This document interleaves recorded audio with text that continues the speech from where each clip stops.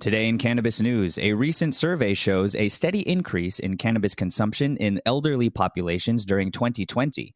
A latest analysis reveals that cannabis sourced from the U.S.'s only federally authorized cultivator is more biologically similar to hemp than commercially available cannabis. And district legislators in Washington, D.C. eliminate a measure in proposed legislation that would have led to further restrictions on the city's uncontrolled cannabis sector. It's Wednesday, November 3rd, and this is your Trichomes Morning Buzz. Broadcasting live from the Trichomes.com studios in Southern California, it's time for your Morning Buzz. We bring you late-breaking news that keeps you up to date with what's happening in the cannabis industry. First up, cannabis consumption within elderly populations is continually increasing, as per the recently published 2020 National Survey on Drug Use and Health. The survey found that the number of adults aged 65 years or older who recorded recent or current cannabis consumption increased by 18% last year, jumping from 5.1% in 2019 to 6% in 2020. Furthermore, more elderly persons acknowledge consuming cannabis at some point during their lives in 2020, rising from around 32% to 36%.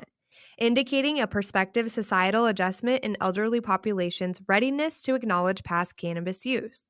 The uptick follows a consistent upward trajectory in cannabis consumption in older adults in the last half-decade. Next up, the U.S. Drug Enforcement Administration has for years only allowed a single growing facility at the University of Mississippi to produce cannabis for data analysis.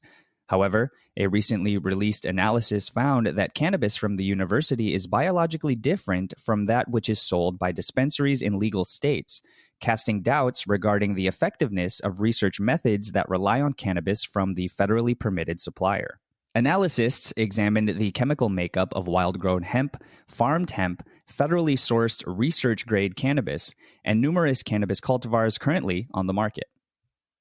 The study found that the cannabis from the university sanctioned by the National Institute on Drug Abuse was biologically closer to wild-grown hemp versus cannabis marketed in states where it is legal, which is similar to previous studies on the matter. The DEA has declared that it is undergoing actions to authorize more producers, which activists and academics see as a welcome move. However, the current monopolistic hold on government-approved cannabis remains an area of tension. Last up this week, a measure within a cannabis proposal in Washington, D.C., the United States Capitol, which might have resulted in a widespread clampdown on the district's uncontrolled recreational cannabis sector, was removed, just a day before the district council's scheduled vote on the overarching bill to which it was tied. Advocates slammed the draft legislation for including a provision that would have penalized companies that gift cannabis to consumers in a way that successfully bypasses the city's restriction on commercial cannabis purchases. Possession of cannabis and gifting are now lawful, according to a 2014 ballot measure. But there is presently no regulated sector, and individuals are not authorized to receive any sort of payment for gifts. This may soon change as legislators try to pass proposals allowing recreational cannabis businesses wherever a federal barricade is lifted. However, for now, firms have had to traverse a hazy legislative landscape in order to allow accessibility to recreational customers. Prior to the wording for the cannabis proposal slated to be debated by municipal lawmakers this week being altered, it would have directly targeted those firms. That was today's Buzz. Thanks for listening. For more cannabis news and insights from industry professionals and a place to discuss these stories and others, visit Trichomes.com.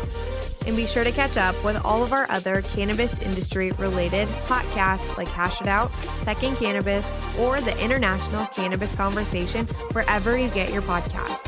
For Trichomes.com, I'm Devin Leon. And I'm RJ Balde, signing off.